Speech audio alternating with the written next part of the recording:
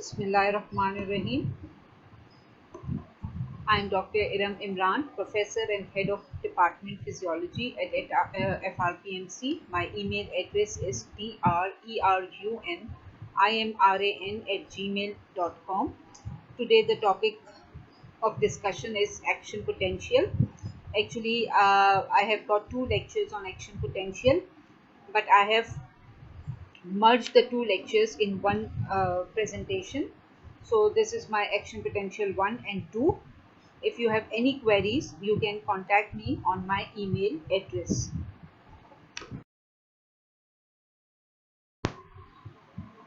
Now, what are the learning objectives of this lecture?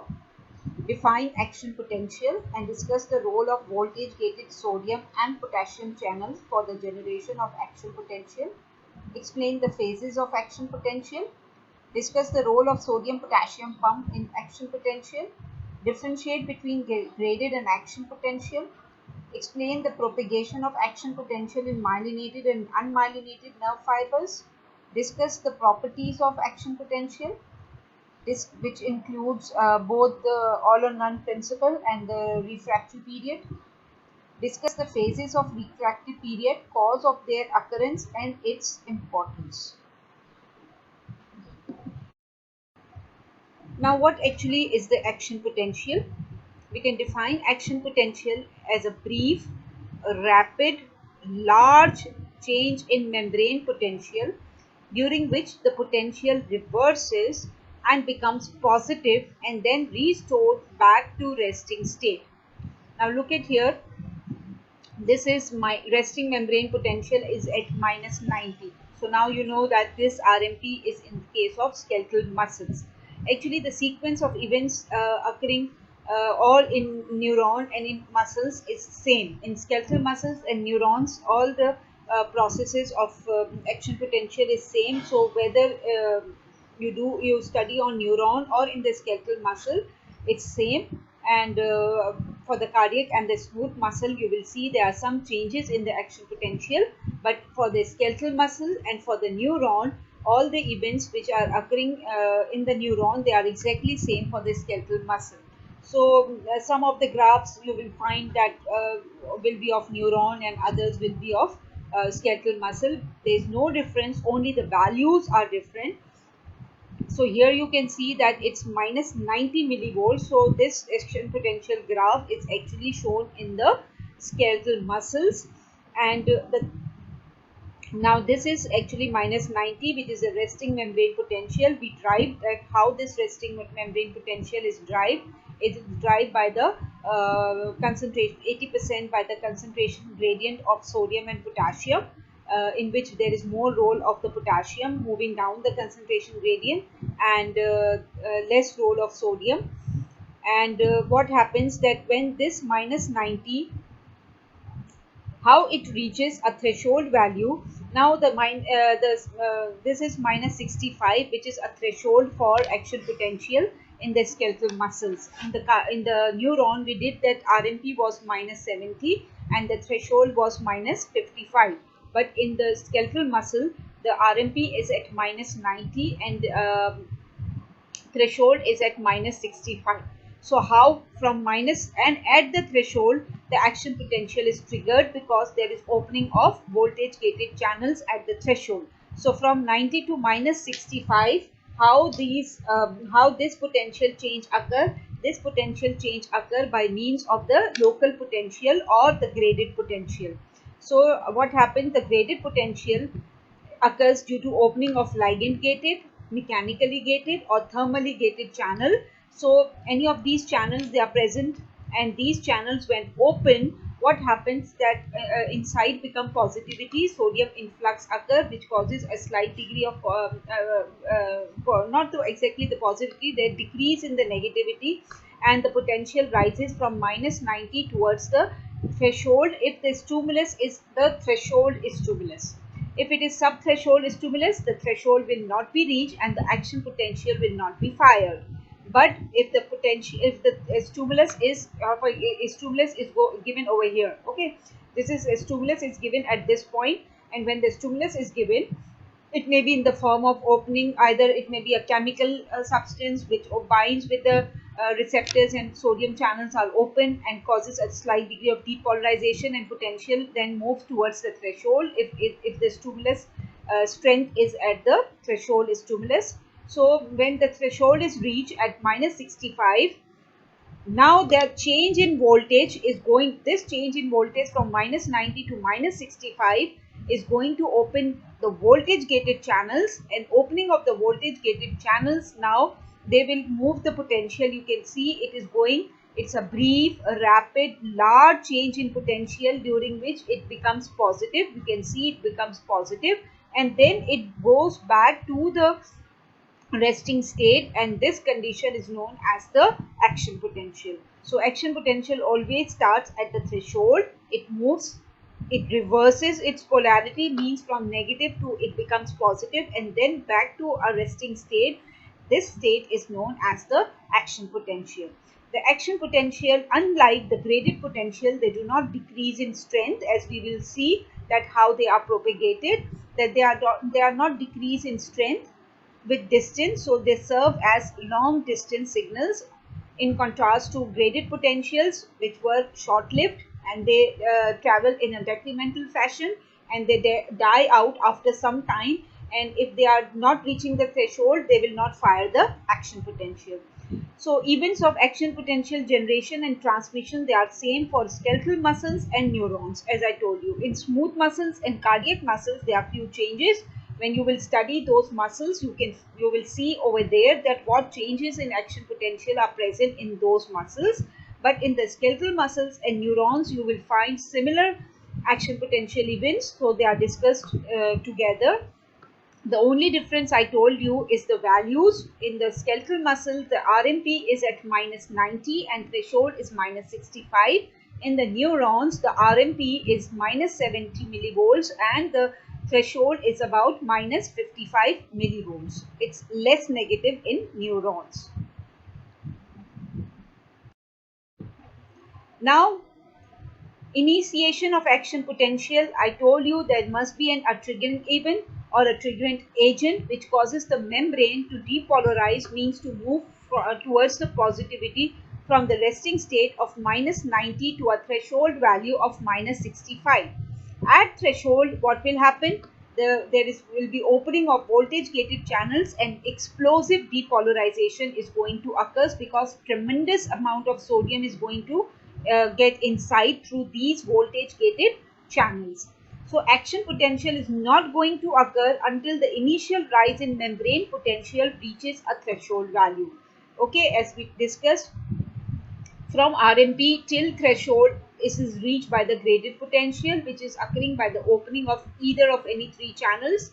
Some neurons, they respond to chemical stimulus, some respond to thermal stimulus, some respond to what is another mechanical one, mechanical, chemical and thermal. Okay, so whenever there is a depolarization in membrane potential, there is opening of few voltage gated channels, sodium influx occur, further change in potential occur, and further opening of voltage gated channels. So there is a positive feedback mechanism in the action potential, that whenever the membrane gets depolarized to a threshold value, that sodium channels voltage gated channels open, and the opening of voltage gated channels causes the influx of positive ions, sodium ions, they move inside, and further change in membrane potential, which causes the opening of more and more of the channels, causing more positivity, and this leads to a positive feedback cycle. So you must have studied in the chapter of hemostasis that once the action potential starts, there is a positive feedback in the muscle or the neuron. So what actually happens, that you know that in the resting state, more potassiums they are leaving out the cell. Okay, because membrane is more permeable to potassium, so there is negativity. So if potassium leaving out of the cell is not going to stop at the during the action potential, because these are the leak channels and they are always open. But what is happening at the action potential, that number of sodium entering the cell through the voltage gated channels is tremendously increased. So the positive ions, they are also leaking out in the form of potassium ion, but the sodium influx is so much that it creates a positive potential inside. So we saw that in during the action potential, the membrane potential from negative moves to positive, and then it restored back to the resting state. So this all phases, they are known as the action potential.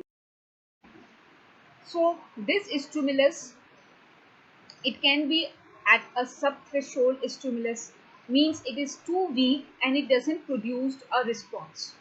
Okay, but if it is at a threshold stimuli, means this minimal stimulus that can produce excitation is known as threshold. At the stimulus must be at a threshold value to excite the membrane. Okay, for the electrical signals to be generated, the threshold stimulus is going to excite, and that threshold stimulus is the minimum stimulus that can produce excitation. Okay, and at the threshold, the occurrence of action potential is inevitable. Now the action potential is going to start. Okay, the threshold stimulus is needed to start or to generate which type of electrical signal? It is used to start the action potential. For the action potential, you need the threshold stimulus. Okay, sub threshold stimulus will not start action potential. It will generate the graded potential, but it will not generate the action potential. For the action potential to occur, you need a threshold stimulus, which is the minimum strength of a stimulus that can produce excitation or the action potential. So we discussed that action potential takes place as a result of opening and closure of two specific type of channels. Actually, the type is one, voltage gated, but the voltage gated channels, they are of two types. Okay, so voltage gated channels, they are responsible for generation of action potential, and those are voltage gated sodium channels and voltage gated potassium channels. Before we move on to the action potential, first we discuss these channels in details, that what are the functions of voltage gated sodium channels and what are the characteristics actually of the voltage gated potassium channels. So we discussed that there are two types of voltage gated channels which are responsible for the generation of action potential in the neurons and in the skeletal muscles. We are talking about only these two excitable cells, that is the skeletal muscles and the neurons. So these are the most important channels during action potential. It has two gates. Now these are the two gates. Now this is the voltage gated sodium channels. You can see that it has got two gates, the activation gates and the inactivation gates. Okay, so in the red they are the activation gates.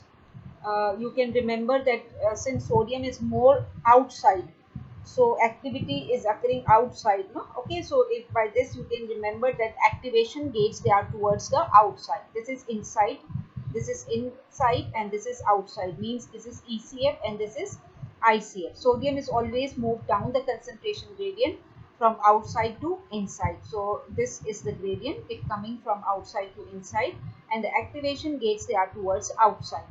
Now during RMP, resting membrane potential, I told you at the resting membrane potential there is no activity occurring through the voltage gated channels because the activation gates, they are closed, the inactivation gates, they are open.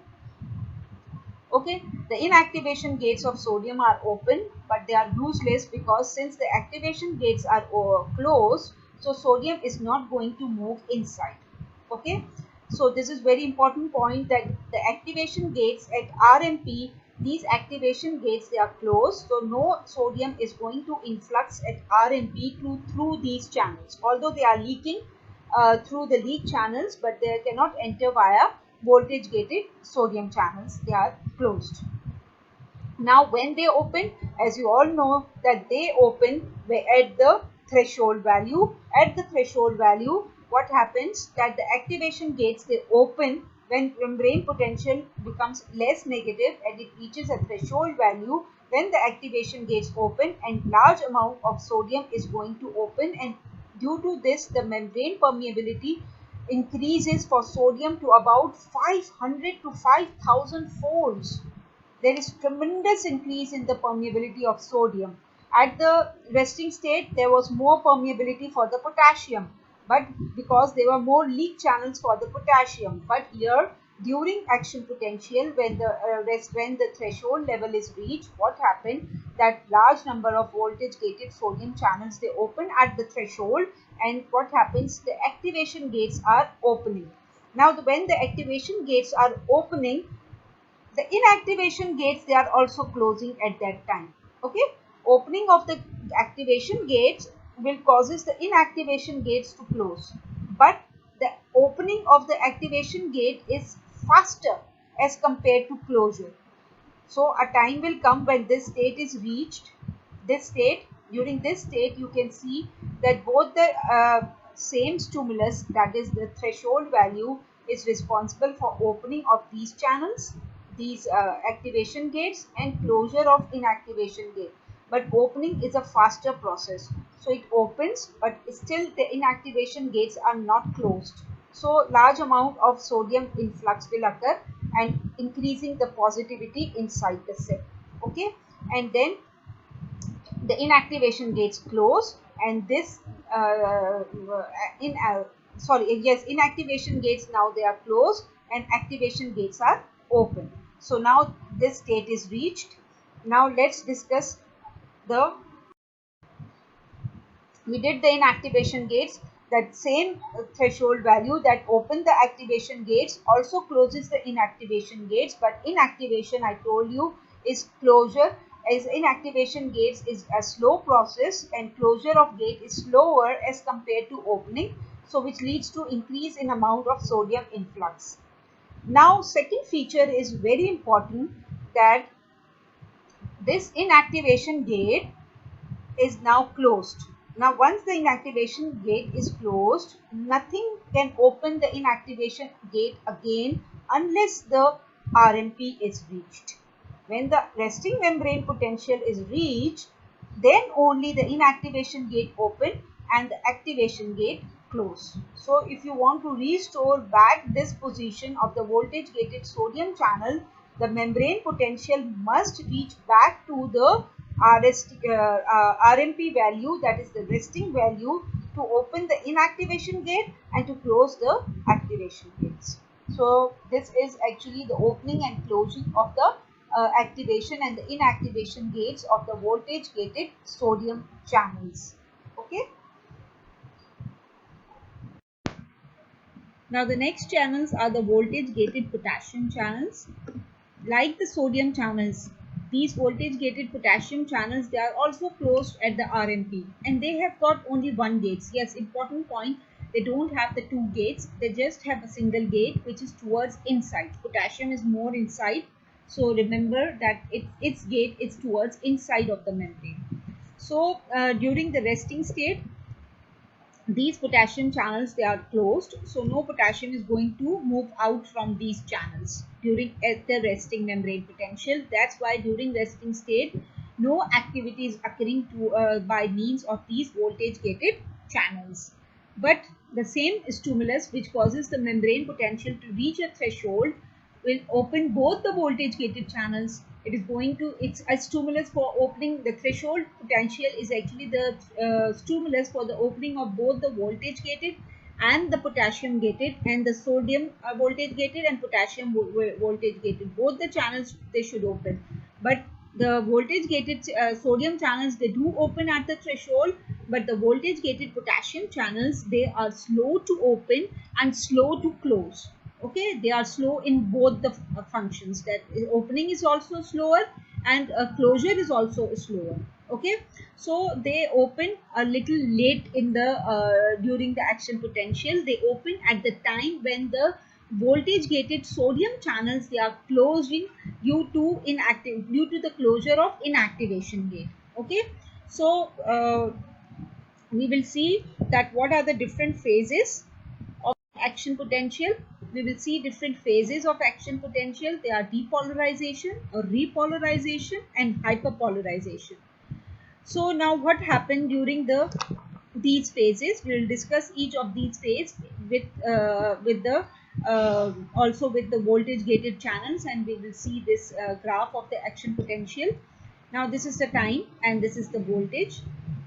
We can see that at RMP the voltage is shown over here is minus 90. So it means that this activity is occurring in the skeletal muscle. The threshold is reached at minus 65 by the graded potential or the local change in potential. And then what happened at this point? The voltage gated sodium channels open.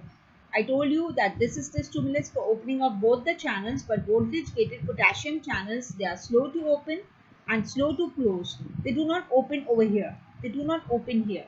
Okay, they remain closed. They are in the process of opening. Okay, but they haven't opened that to move the potassium through the channels. Okay, so what happens that here the voltage gated sodium channels open, sodium moves inside and its permeability increases about 500 to 5000 times as it was during the resting state. So its permeability increases and it moves tremendous amount of sodium inside, and it's the opening of which gate you can see at the rest at the activation gates were closed. Okay, so when this threshold level is reached, the activation gates now they are opening, which results in this upstroke. This is going towards positivity, and this state is known as the depolarization phase of the action potential. And which channel is responsible for the depolarization phase? If this MCQs come, what you will write? It's the role of sodium ions through the voltage gated sodium channels. Okay, so depolarization phase is due to the opening of activation gates of the voltage gated sodium channels. Now what happens at this peak? At this peak, the voltage gated potassium channels open and the inactivation gate of sodium close. Okay, because I told you activation is the faster process. Activation gates open earlier and the closure of inactivation gates, they are slow. So this closure occurs at which point? At this peak. At peak, two things is happening. In the voltage gated potassium channels are opening and the inactivation gates of sodium are closing. Okay, so at this point when the voltage gated potassium channels open, the potassium going to leak out, or don't use the word leak out, it is going to move out from these voltage gated potassium channels, and more potassium when leaks out, the positivity will move out of the cell. What will happen? That the membrane potential will restore back to its RMP, that is the resting potential. It will reach back to minus 90, and this repolarization is due to closure of inactivation gate of sodium and opening of voltage gated potassium channels. Everyone got it? So repolarization means restoring the RMP back. Okay, so but you can see that the voltage gated potassium channels, as I told you, they are slow to open. They open at the peak of action potential, and they must be closed at the resting state, but they do not close at the resting state. They remain open for some time because they are slow to close. And what happens that this you can see they remain open, which causes slight more amount of potassium to move out, which creates a slightly more negative potential than RMP, and that potential is known as hyperpolarization. Okay, now at this RMP, what happens?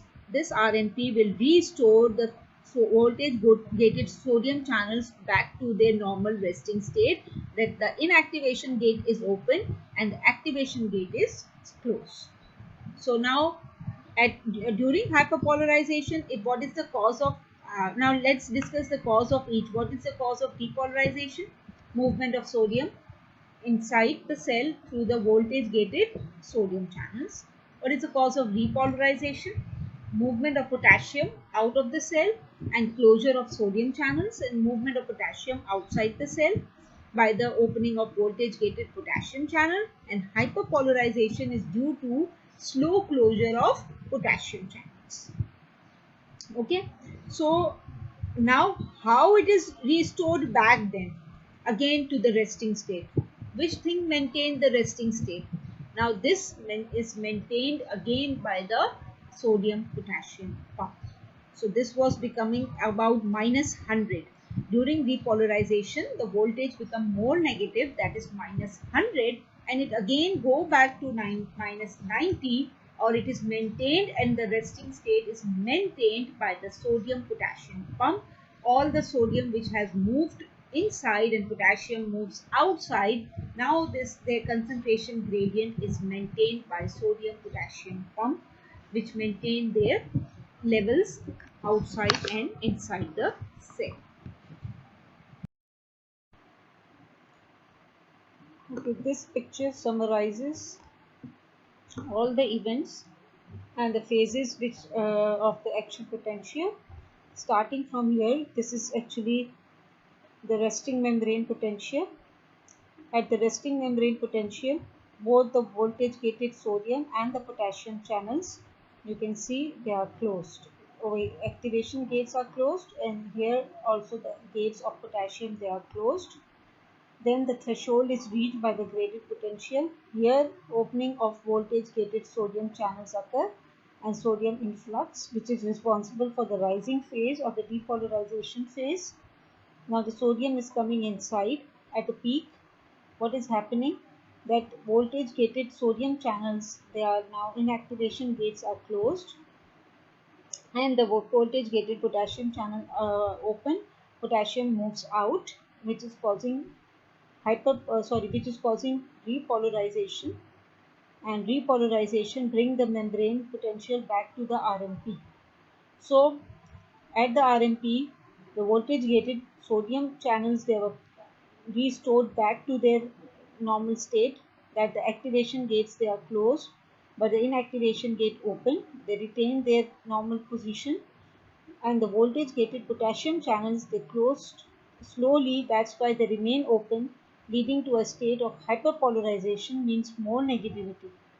And once the RMP is reached, which is maintained actually by the sodium potassium pump, again at this point the voltage gated potassium channels now closes.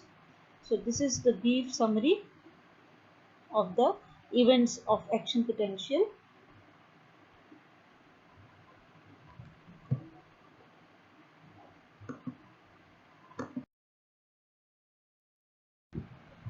I told you what is the function of sodium potassium pump, that it maintains the resting membrane potential.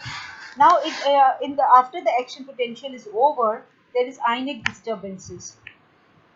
Repolarization is going to restore the resting membrane potential. We have reached again back to the resting membrane potential, and another stimulus is going to occur, and similar uh, pattern is going to occur, that again the depolarization and depolarization is going to take place, and again the muscle of the neuron will get come on to the rest and ready for next stimulus. But what happens to the ionic condition?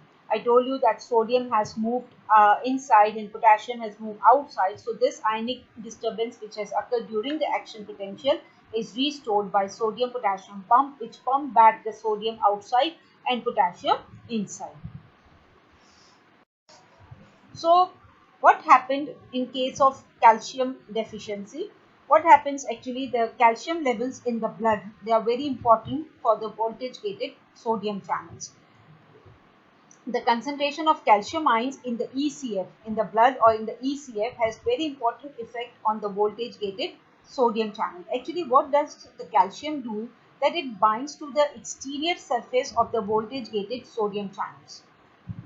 Calcium binds to the exterior surface of the voltage gated sodium channels and make their opening difficult. So when there is a normal level of calcium, nothing will happen. But when there is a deficiency of calcium, the condition is known as hypocalcemia. Hypo means low, calcemia means low calcium in the blood. Calcemia means calcium in the blood. When there is hypocalcemia, means when there is low calcium in the blood or in the ECF. What will happen? Now there will be less amount of calcium which is going to bind with the voltage gated sodium channels. So the voltage gated sodium channels, they will open very easily. Okay, there is no hindrance because less number of calcium ions in the blood, they will bind with the less voltage gated sodium channels. So these voltage gated channels can open very fast, actually we can say. So the nerve fiber will become highly excitable because of overactivity of the voltage gated sodium channels. And if it is below 50%, what will happen? Without the stimulus, there is no stimulus, and it will the nerves, they are going to discharge, they will send the impulses, and this condition leads to muscle spasm. When there is excessive discharge, when there is excessive action potential going on inside the muscles, they get because nerves, they are connected with the muscles and a neuromuscular junction. So when nerve is overexcited, the muscle gets overexcited, and this leads to the muscle spasm, and muscles get contracted. And if the respiratory muscle get into a state of spasm, what will happen? You know that during respiration, the muscles, they contract and they should relax. For inspiration, the contraction occurs, and then for relaxation, the muscles should relax. But here there is a constant spasm of the muscles. So if there is involvement of respiratory muscle, then a person can die due to a disease which is known as tetany. Tetany is actually a disease which occurs due to hypocalcemia, when the serum calcium levels, they fall very much low, below 50% their normal value, and this leads to a condition which is known as tetany. It can be lethal if it involves the respiratory muscles. So now let's discuss the effect of hypokalemia on membrane potential in nerve and muscle. Actually, the normal range for the potassium levels in the blood is from 3.5 millimoles to 5 millimoles per liter. Okay, 3.5 to 5 here. If it is less than 3.5, the condition is known as hypokalemia. Hypo means less, kalemia means potassium in the blood. So whenever its level decreases below 3.5 millimoles per liter or milliequivalent per liter, we say that condition is known as hypokalemia. Since actually there is a less potassium in the blood, so potassium gradient is going to increase between ECF and ICF, and more potassium is going to leak out, which creates more negative RMP as a result of potassium leakage. So this more negative RMP leads to hyperpolarization. Here you can see that there is a low potassium in the ECF. The RMP here is minus 90. Now due to low potassium, RMP has become more negative due to increase in the gradient of potassium between ECF and ICF. So the membrane is now far away from the threshold value, so membrane become less excitable and leading to muscle weakness and paralysis and fatigue. Okay, so low muscle, depending on the levels of potassium, very low levels, they are very dangerous, and they should be treated as they are very low level of potassium is a medical emergency and should be treated.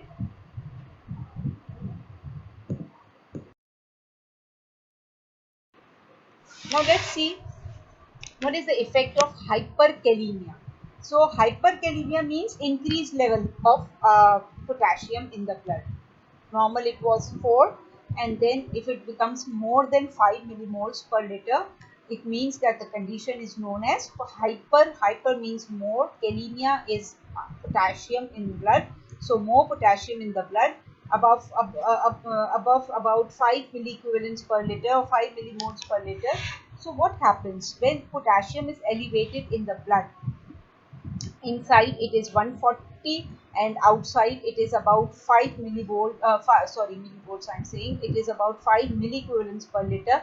So what will happen? The gradient is now decreased, so less potassium is going to leak out, which leads to less negative RMP. Here you can see the RMP is less negative. Okay, so as less potassium leaks out, so you are nearer, closer to the threshold value, so that muscle is going to be more excitable, and it is very much easily excitable.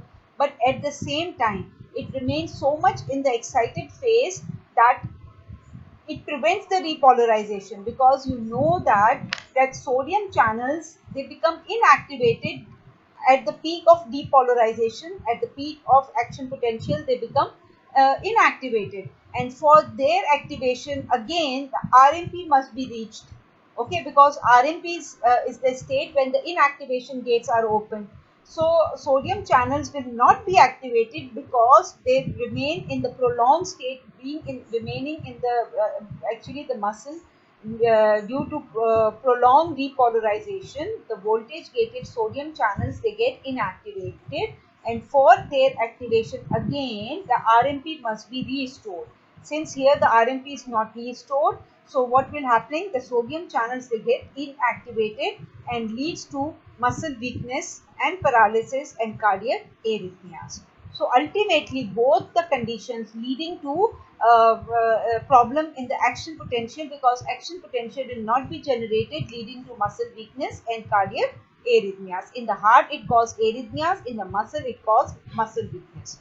So although you can see that the membrane potential is actually closer to the threshold value in the hyperkalemia, initially there is excitability is increased, but after some time what will happen, that excitability is going to decrease, because due to prolonged excitability or prolonged action potential, the sodium channels, they get inactivated, and since the repolarization phase is not occurring, the membrane is always in the depolarized phase. So that's why due to lack of repolarization, the sodium channels will not be activated and leading to muscle weakness and paralysis and cardiac arrhythmias.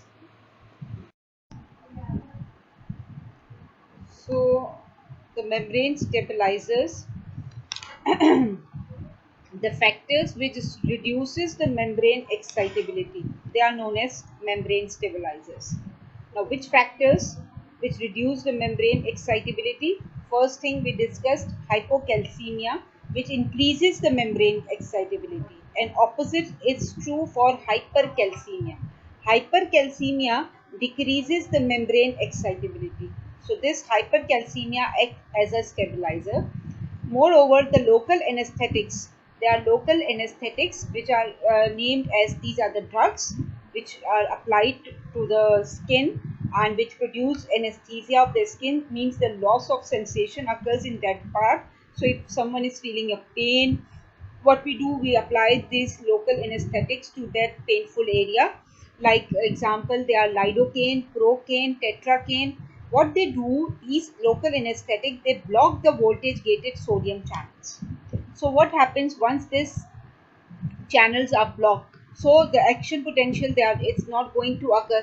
So because they decrease the membrane excitability, leading to so nerve impulse fail to pass through this anesthetized nerves. You can see here the example is that is action potential was traveling, but here it comes and it is blocked. Why? Because here there we have applied the local anesthetic which block the voltage gated voltage gated channels, sodium channels, and since the voltage gated sodium channels are blocked, so action potential is not going to occur and membrane excitability is going to decrease. So action potential is not traveling, look, it is not traveling beyond this part. So this local anesthetic, they are decreasing the membrane excitability. So that's why the factors I told you that which reduces the membrane excitability, they are known as membrane stabilizers. So local anesthetics act as membrane stabilizers by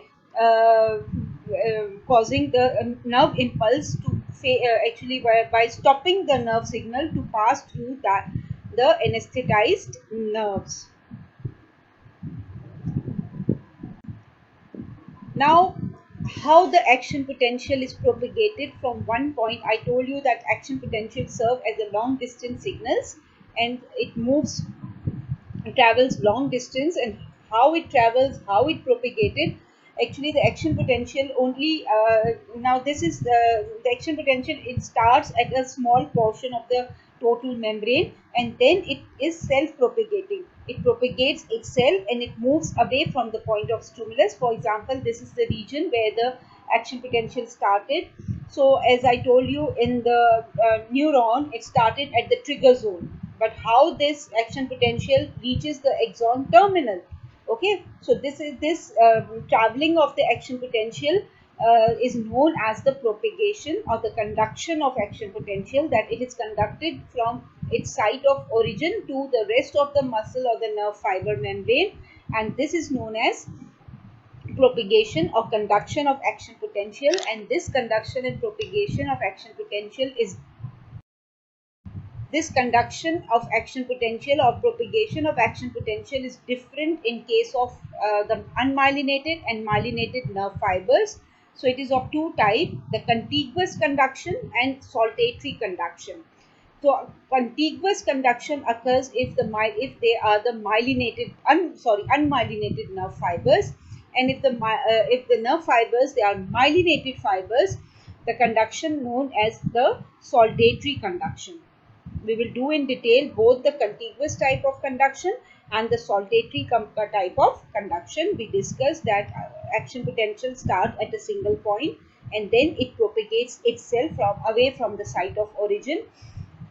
How it propagates, how it is conducted is different in different type of nerve fibers. In unmyelinated type, the type of conduction is known as contiguous conduction, and the type of conduction which occurs in the myelinated nerve fibers is known as saltatory conduction.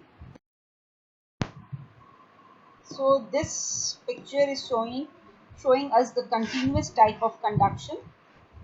Now we have discussed that the graded potential started over here in the axonal soma or in the dendrites.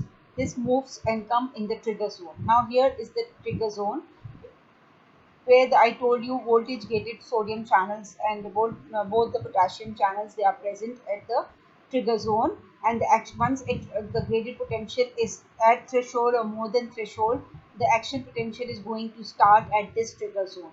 During the action potential, you know that the inside become positive due to the movement of the sodium ions, and the rest of the membrane is still negative because it is in the resting state. Now this what happened, this is actually the relatively the inactive area. Okay, now what happened, now since there is a flow of charges, the current is always going to flow. Now these sodium ions, they move further, and they what will do, they will depolarize this adjacent inactive area. Okay, and when this area reaches a threshold value, what will happen over here? Here also the voltage gated sodium channels will open and sodium is going to move inside. Okay, again these flow of charges, they will move further and they will depolarize the membrane adjacent to this area, and this is how the action potential is going to travel throughout, since each part is reaching the threshold value because it's a high value, and there is always the opening of voltage gated sodium channel at the next level at this area which was initially inactive. The movement of sodium ions is so much that at this level the threshold is reached, and also the voltage gated sodium channels open at this level also, and the action potential will generated in this side of the membrane also. So direction of the action potential is away from this trigger zone. You can see that action potential is moving like this and moving at the axon terminal. Now this is the more good picture. You can see here that this now your action potential has propagated over here. Okay, initially it started at this zone, which is the trigger zone. Here it was positive. Okay, now it has moved to this side.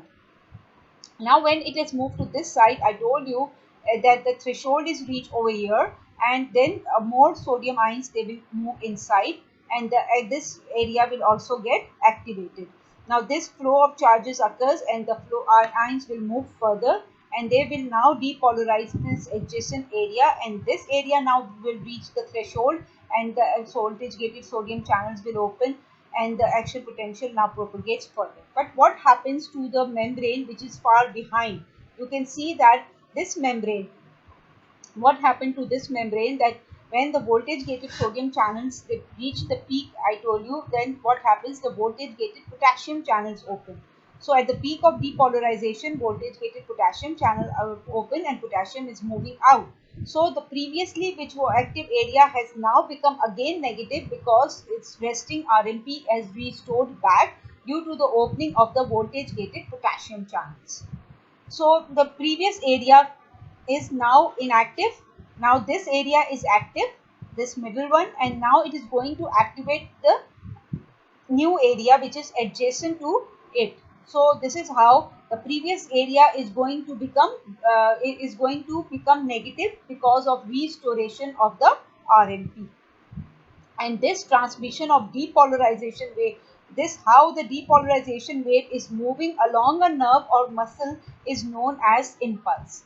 This wave of depolarization is known as a nerve or along the nerve or the muscle fiber is known as nerve impulse or a muscle impulse. So action potential in the axon is known as nerve impulse, and it is the way that neurons communicate. So how the action potential is moving, and then it is exciting the other neurons, and this is known as nerve impulse. Okay, now let's discuss the process of propagation in the myelinated nerve fibers. But before going to that process, that is known as the solitary conduction, before going to that process, what is myelination and how it is formed? Actually, myelin is nothing but it's a sheet insulator or a sheet which is formed by the two type of cells in the nerve fibers. If they are present in the central nervous system, the myelin sheet is formed by the cells known as oligodendrocytes, and if the nerve fibers are there in the peripheral nervous system, their myelin sheet is formed by the Schwann cells. Both of these cells, they are rich in lipid. Their cell membrane is rich in the lipid type which is known as sphingomyelin. What they do is, here is given the example of Schwann cell. The process is same in both the cells, oligodendrocytes and Schwann cells. What they do, that they wrap around the axon. This is in yellow color, you can see this is axon, and the cell, Schwann cell, it wrap around the axon multiple times like a Swiss roll, and when it wrap around, it forms a thick insulation like this, and this insulation is known as the myelin. Now here you can see this is the nerve fiber and surrounding is the myelin sheet. It's same as like the electrical wires, they are being insulated by the plastic. Okay, so to prevent the leakage of the current. So what is the function of this myelin sheet? It acts as an insulator which prevents the passage of current, ions. Current is in the form of, here is it is in the form of ions actually. The charges, they are in the form of ions. So it prevents the passage of ions across the membrane because it is made up of lipid which is known as sphingomyelin. So water soluble ions, they cannot cross that membrane. So current is not going to leak out in the from these through the membrane of this myelin sheet. Okay, so current is not going to leak, and that's why this process is known as myelination, and it helps in the insulation of the axons. You can see how the axons, they are insulated by presence of this myelin sheet. So action potential. So what happens when ions, they are not going to leak? So myelin sheet is here, you can see that the myelin sheet is interrupted at some distance. You can see that this is myelin sheet, this is myelin sheet. In between these two sheets, you can find a space where the myelin sheet is not present, and that point is known as node of Renvier. This node of Renvier has got tremendous amount of voltage gated channels which are responsible for the generation of action potential. If the MCQs come that highest number of voltage gated sodium channels are present at which point, soma, axon, trigger zone or node of Renvier, your answer will be node of Renvier. Means that the voltage gated sodium channels or the voltage gated sodium and potassium channels, they are more concentrated at the node of Renvier. Even they are more higher as compared to the trigger zone. They were higher at the trigger zone to start the action potential, but they are also present in the highest number at the node of Renvier. Okay, so maximum number of voltage gated channels, they are present at the node of Renvier. So in this node of Renvier, and this is the portion of the axon where myelin sheath is not present. Now, what are the two ways by which the action potential speed is increased? Okay, the action potential travels at a faster speed if the diameter of the axon is more. Naturally, if there is a larger diameter of the axon, what will happen? There is less resistance to the current flow. Okay, and the current is going to flow at a higher speed. So action potential propagates at higher speed when the diameter of the nerve fiber is more, and second is the myelination of the fiber. We will see how the myelin sheath is responsible for the for the high speed of action potential conduction. Okay, so diameter, it depends, speed of the action potential depends on two things. One is the diameter of the nerve fiber, and second is the myelination of the nerve fibers. So in case of myelinated nerve fiber, how the action potential occur? The action potential actually jump from one node to another node. It occurs in the jumping manner. The word saltatory means to jump. Okay, so it is jumping from one place to another. So what is happening there? The action potential, since it's occurring in the jumping manner in the myelinated nerve fiber, so it occurs at a higher speed as compared to unmyelinated fibers. I told you there are two things for the increase in the velocity of action potential. One is this resistance, that is the diameter, and second is the myelination. So more diameter, less resistance, more speed of the action potential, easy. Second is that when the myelinated nerve fiber is there, the action potential actually jumps because because only the voltage gated channels, they are only present at the node of Renvier. So action potential occurs in the jumping manner. So it moves faster. Naturally, when we jump, we move faster. So as compared while we are walking. So in action potential will occurs in a jumping manner in the myelinated nerve fiber. So speed of the conduction velocity is going to increase in case of myelinated nerve fibers. So how it occurs, you can see that word saltatory means to jump or to leap. Okay, so you can see action potential is occurring only at the nodes of Renvier.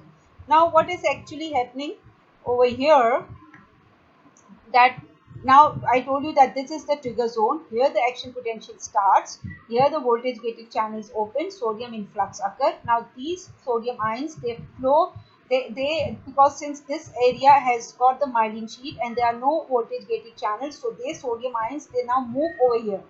They travel and come over here, and when they come here, this membrane reaches a threshold value, and it opens the, because there are so many voltage gated channels, they open and they bring the membrane to the threshold. The membrane is reached by the threshold by the movement of sodium ions, and this opens the voltage gated sodium channel, and this leads to action potential. This action potential, then what happens? These sodium ions, they jump and they come over here and they open the voltage gated channels over here, and the voltage gated channels open here, and the membrane gets excited, or the action potential occur at this side. Now at this side, so this is occurring in the jumping manner from one node of Renvier to another node of Renvier, and such type of propagation which is occurring in the in a jumping manner like a frog. Okay, like a frog is in a jumping manner from one node of Renvier to another is known as saltatory conduction. So myelinated nerve fibers conduct impulse 50 times faster than the unmyelinated nerve fibers of same size. Means if the two fibers are there, one is myelinated and one is unmyelinated, and their size is same. So which one is going to conduct impulse faster? The myelinated is going to conduct impulse 50 times faster as compared to unmyelinated nerve fibers with same size. So in myelinated nerve fibers, the conduction velocity is increased, not only due to the action potential occurs in the jumping manner, but also that the membrane is actually insulated, because axonal membrane is insulated by means of the myelin sheath, so the ions, they cannot leak out. they remain inside. There is less leakage of ions as compared to unmyelinated fibers because there was no insulation, so current was leaked over there. But here the current is not leaked. All the positive ions which they remain inside. No ions, less ion flow occurs. So the outside, or the less ions they leak out. So the threshold is reached earlier, and the action potential propagates in a very smooth manner without the ions being leaked out. So action potential is faster in case of saltatory conduction, and it's slower in case of, it's about 50 times faster in case of myelinated nerve fibers. And what are the importance of saltatory conduction? First, we did that it increased the conduction velocity and speed up the action potential, moves faster in case of myelinated nerve fibers as compared to unmyelinated nerve fibers. So, the information which is going to the brain, which requires the speed, because that information should go to the brain very quickly, or the information from the brain to the periphery. If it is going coming to the periphery, and the signals which need to move very fast, they are traveling via myelinated nerve fibers. Okay, so, and second function is it conserves energy for the axon. Now, how it conserves the energy? As I told you that in the after the action potential is over, the ionic disturbance which has occurred, that sodium has moved inside and potassium has gone outside. So this ionic disturbance is corrected by the sodium potassium pump, which pump back the sodium and the sodium out and pump back the potassium in. So this pump requires energy, because sodium potassium pump is the example of primary active transport, which needs ATP. Because it is moving the ions against the gradient, it requires energy in the form of ATP. Since ionic disturbances as it will be more in case of unmyelinated nerve fiber, and less in the myelinated nerve fiber, because in myelinated nerve fibers only the nodes are actually the disturbance occur only at the nodes. So ionic disturbance is less because the action potential is occurring only at the nodes. So less ionic disturbance is occurring in case of myelinated nerve fiber. So less ATP has to work for less ATP, actually less ATP is needed by the myelinated nerve fibers as compared to unmyelinated nerve fibers. So energy is being conserved in case of myelinated nerve fibers. So there is a disease, multiple sclerosis, in which actually it's a demyelinating disease, in which there is a loss of myelin sheath in the nervous system at many places. So what happened is actually due to loss of myelin sheath, here you can see that there is a myelin sheath, but here the myelin sheath is absent.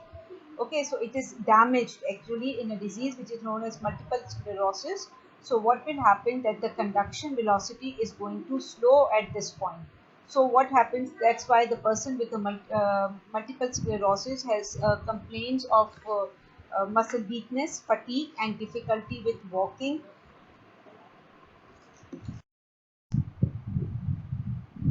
Okay, now let's discuss the properties of action potential. The action potentials have got many properties, and the most important of all properties is the all or none principle, or all or nothing principle, and the refractory period, which has got two phases, absolute and relative refractory period. So we will discuss both of these. The all or nothing principle says that action potential occur in all or none fashion depending on the strength of the stimulus. Now, what is all or none? So now let's discuss the all or none principle, or all or nothing principle. Now, what does this principle state? That if any portion of the membrane is depolarized to threshold, an action potential will be fired and it will go to its maximum height. Beyond that, it cannot go. Okay, it has a maximum height of about till plus 35. It will go till plus 35, and then it is going to finish. So this we can see, these are the sub threshold stimuli, so they do not elicit action potential because the threshold is not reached. But here, once the threshold stimulus is provided, the membrane potential reaches the threshold value and the action potential is fired and it goes to the maximum limit. So if sub threshold stimulus, action potential is not going to fired, and if threshold, or if there is a supra threshold stimulus, if it is more stronger stimulus is given, that the membrane potential is actually above the threshold value, then even the action potential will occur, and it occur at the same height. It will not produce a larger action potential. Okay, just imagine that you are firing a gun. What will happen when you pull the trigger? When the trigger is not pulled sufficiently, what will happen? The bullet is not going to fire. Means the threshold is not reached. But when you pull the trigger half harder enough to elicit the full firing, what will happen? That means that the bullet is going to fire, and the means that the threshold is reached. But when you pull the trigger much harder, what will happen? It will not produce a greater explosion.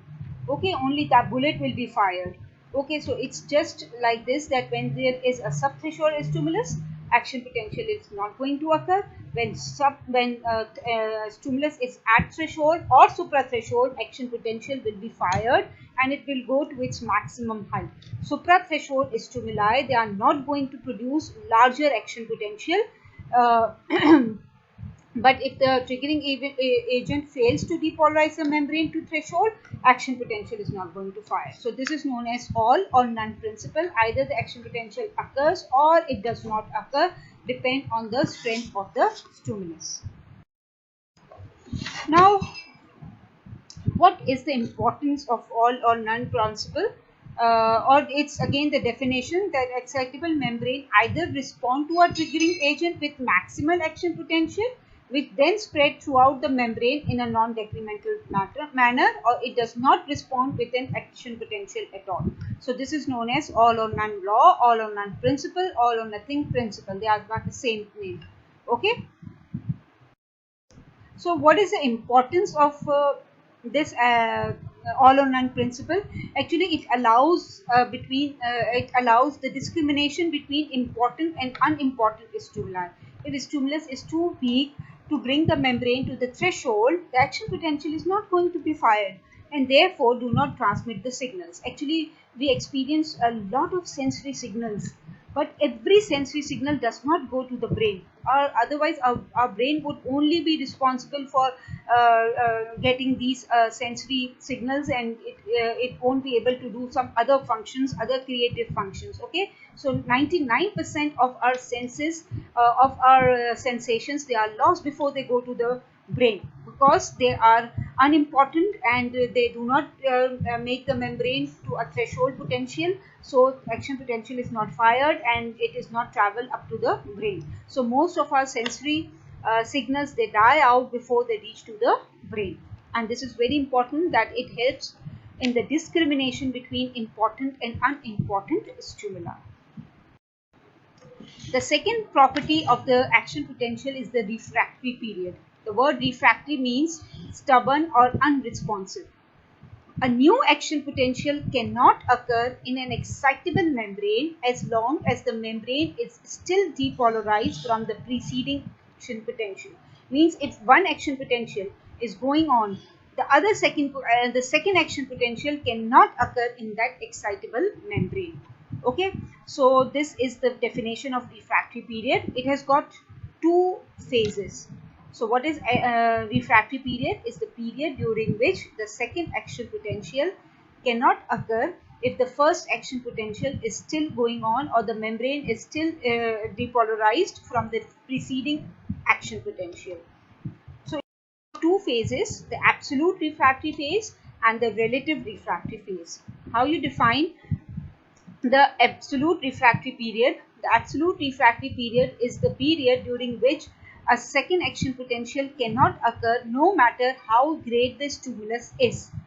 It lasts for entire duration of action potential. Here you can see start of the action potential from this from minus 90 graded potential and all these, then it plus 35, and then this yellow, this red, this pink portion, actually this pink one, it is showing the period of absolute refractory period, and it is entire duration of action potential. You can see that during the entire duration, almost entire duration, you can see that the second action potential, if you give a stimulus over here, for example, this stimulus is given here and the action potential starts. If this stimulus is again given, a second action potential will not occur at these points, okay, because the membrane is actually depolarized and it cannot be depolarized again.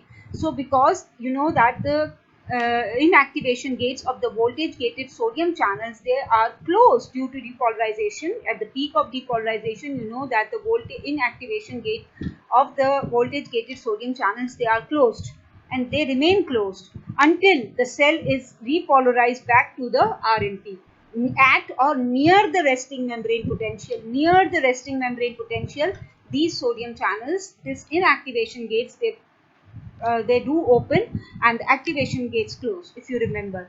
So due to the inactivation of the voltage gated sodium channels, the second action potential cannot be generated because the voltage gated sodium channels, they are closed. So this phase is known as absolute refractory phase, and you understand that what is the cause of its occurrence, because the inactivation gates of the voltage gated of the voltage gated sodium channels, they are closed. Okay. The phase is the relative refractory period. This blue area is the relative refractory period. Any stimulus given at this point, for example, if it is given at this point, at this point, at this point, what happens that it actually begin at the end of absolute refractory period, and it actually overlap with the period of hyperpolarization. You can see that it is mostly in the period of hyperpolarization. Here, how you define the relative refractory period? It's the period during which the second action potential can occur in the presence of the first action potential if stronger than normal stimuli is given. Means the stimulus should be at the supra-threshold level.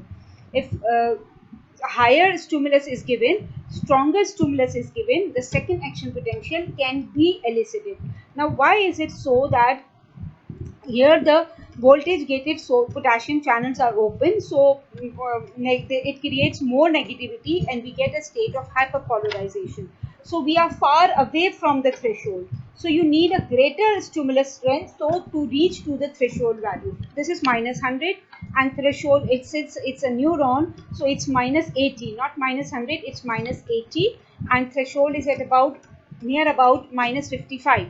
So our membrane is more negative in the in the hyperpolarization phase. It's more negative due to slow closure of voltage gated potassium channel. So to bring that more negative to the threshold value, we require the strength of the stimulus to be greater as compared to the stimulus which we need at the RMP. So with the greater strength of stimulus, the membrane can again have a new action potential, and this one action potential is already going on, but still we can have one other action potential if the stimulus strength is greater.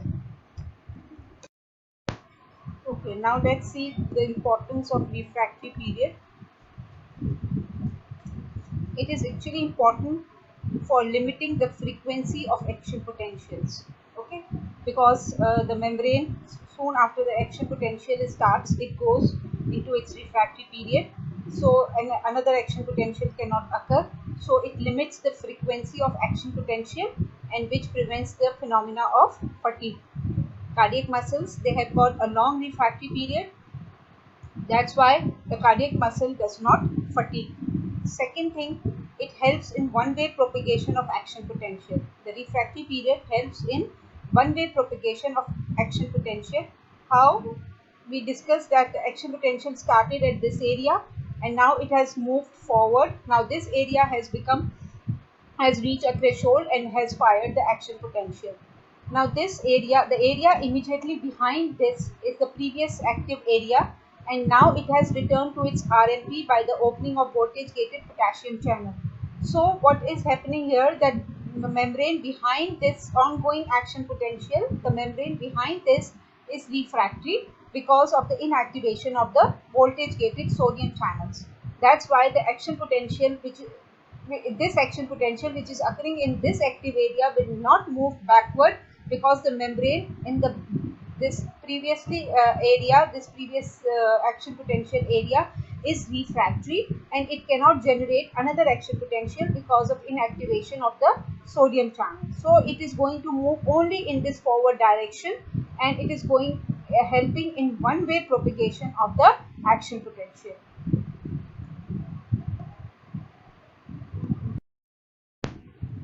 Okay, this slide is showing the basic differences between the properties of graded and action potential. So, if we talk about the potential, it serves as a long distance signals, and graded potential serve as short distance signals. Action potential travels in non-decremental manner, and graded potential travels in decremental fashion. Action potential cannot be summated, but graded potential can be summated. Action potential obeys all or none law. Graded potential does not obey all or none law. Action potential has refractory period. It has no refractory period. Action potential does not depend on the strength. It occurs at constant amplitude. It does not depend on the strength of the stimulus. If the threshold is reached, it is going to fire.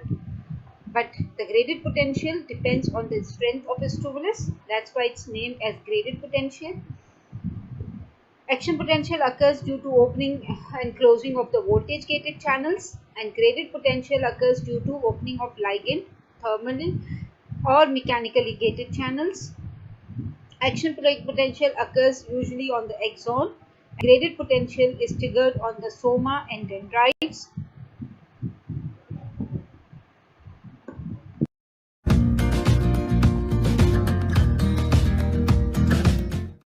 Hey guys, welcome to today's MCAT question of the day. As always, we'll be working our way through one of the mini MCAT practice problems found at MCATselfprep.com, the home of the free MCAT prep course. I'm Andrew George, a 99th percentile MCAT tutor, and I'll be walking you through today's practice problem as if you're one of my private tutoring students. Be sure to hit pause and try this practice problem for yourself before watching my explanation. To start off answering this practice problem, we first need to understand the difference between a graded potential and an action potential. A graded potential is like dropping a rock in a pond. At the center of where you drop the rock, the waves are going to be much higher than the outer periphery of where you dropped that rock, right? So the further away you get from where you dropped the rock, the waves are smaller and smaller and smaller. That's how it is with the graded potential. The spot where it starts is a very high change in membrane potential, but as you get further and further away from the spot where it started, it decreases in strength. An action potential, on the other hand, it does not decrease in strength over time. It's a membrane potential that's propagated in an absolute fashion that does not decrease in strength.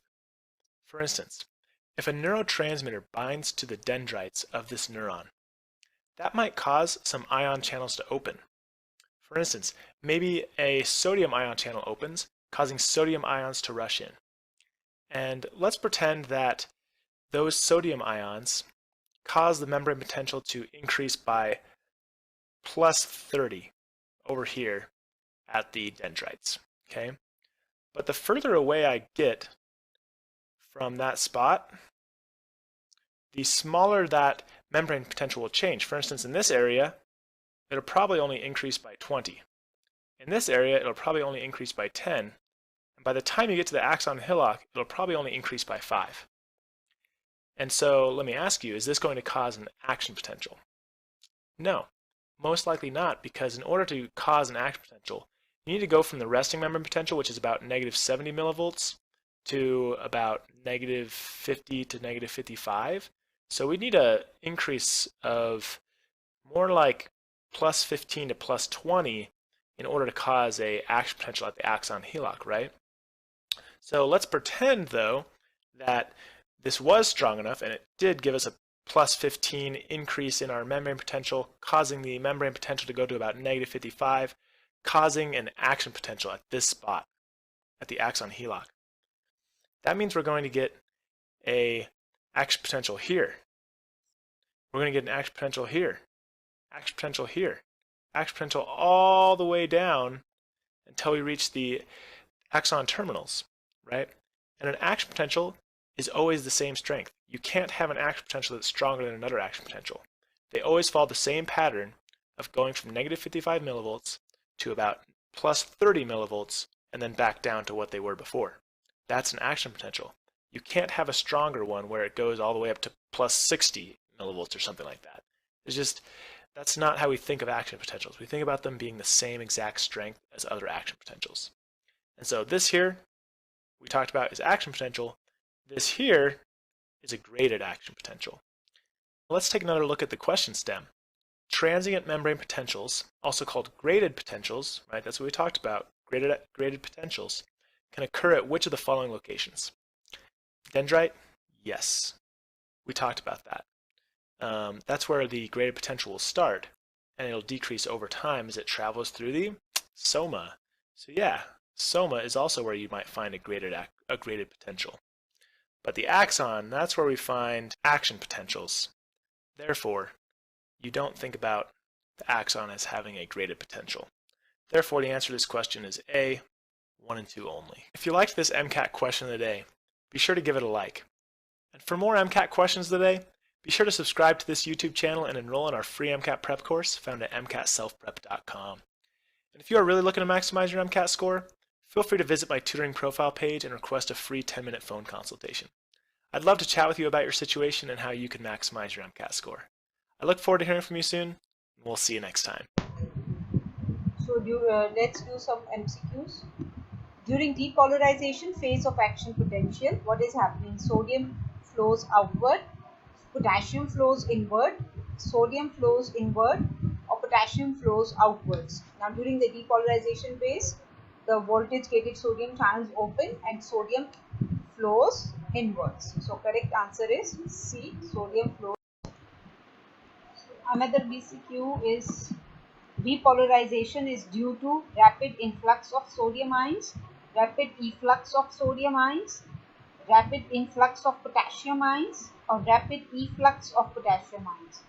As you know that the depolarization is due to rapid efflux of potassium ions and restoring the resting membrane potential. Hyperpolarization is due to increased conductance of potassium, sodium, chloride, or calcium. Hyperpolarization is due to increased conductance of potassium due to slow closure of potassium channels, voltage gated potassium channels. Which of the following is involved in maintaining the RMP? Outward potassium current, outward sodium current, inward sodium current, or sodium potassium pump. You all know that word maintenance of the RMP is actually this maintenance of RMP is done by the sodium potassium pump. Yes, another MCQ, sudden decrease in serum calcium is associated with decreased excitability of nerve and muscle, increased excitability of muscle and nerve, no change in excitability, and membrane remains in resting state. So decrease serum. Low serum means hypocalcemia. Hypocalcemia, voltage gated sodium channels, they are excited with little change in membrane potential. So it means there is increased excitability of the nerve and muscle, which leads to muscle spasm, and this condition is known as tetany, and it is this condition occurs when there is low serum calcium. Thank you, students. Thanks for listening. As already mentioned, this is the 5th chapter of Guyton and action potential. I have covered 2 lectures in one presentation. Stay safe, and if you have any queries, you can ask me on my email. Thank you. Thanks for listening.